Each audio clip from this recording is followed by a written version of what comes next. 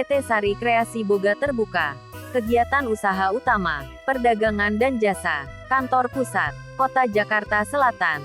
Daerah khusus Ibu Kota Jakarta 12.540. Perseroan melakukan penawaran umum perdana saham.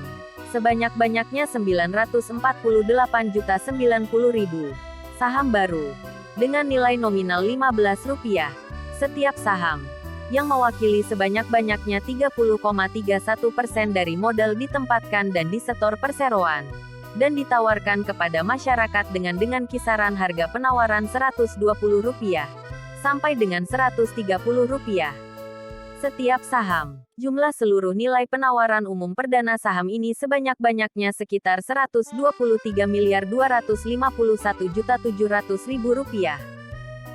Bersamaan dengan penawaran umum saham perdana, perseroan juga menerbitkan sebanyak-banyaknya 474.045.000 waran seri I atau sebesar 21,75% dari total jumlah saham ditempatkan dan disetor penuh. Setiap pemegang 2 saham memperoleh 1 waran seri I.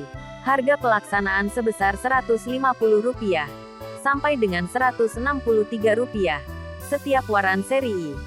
Waran seri I dapat dilaksanakan menjadi saham perseroan setelah 6 bulan sejak diterbitkan, sampai dengan 6 bulan berikutnya yaitu tanggal 6 Februari tahun 2023, sampai dengan tanggal 7 Agustus tahun 2023. Nilai hasil pelaksanaan waran seri I ini sebanyak-banyaknya Rp77.269.335.000. Dengan penjamin pelaksana emisi efek. PT Investindo Nusantara Sekuritas.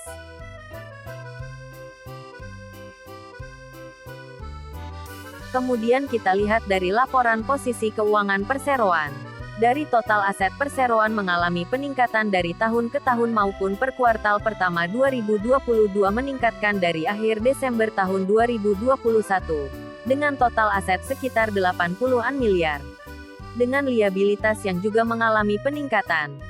Jika dilihat dari rasionya perseroan masih sangat sehat karena utangnya masih di bawah 1 kali ekuitas. Kemudian dari ekuitas perseroan juga mengalami peningkatan.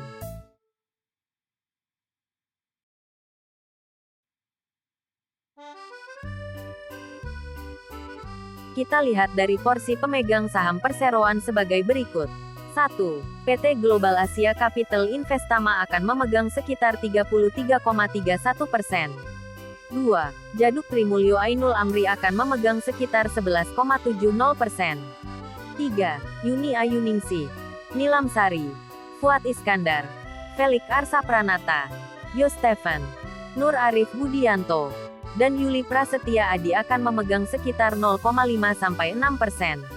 4. Masyarakat akan memegang sekitar 26,32%. Dengan waran seri I setelah melakukan penebusan seluruhnya maka akan memegang sekitar 13,16%.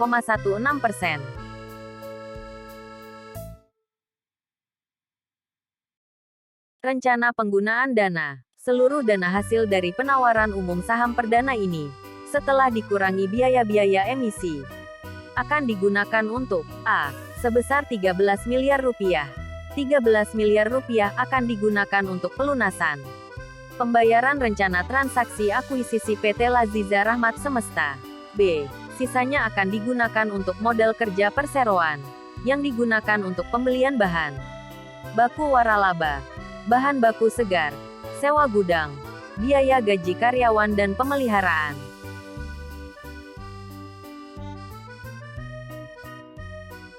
Kemudian kita lihat dari laporan laba rugi perseroan. Dari pendapatan perseroan mengalami peningkatan dari tahun ke tahun maupun kuartal ke kuartal. Terjadi peningkatan signifikan pada tahun 2021, yang semulanya 40 miliar pada 2020 naik 2 kali lipat lebih ke 117 miliar di tahun 2021. Dengan net profit yang selalu mencatatkan laba dan meningkat dari tahun ke tahun.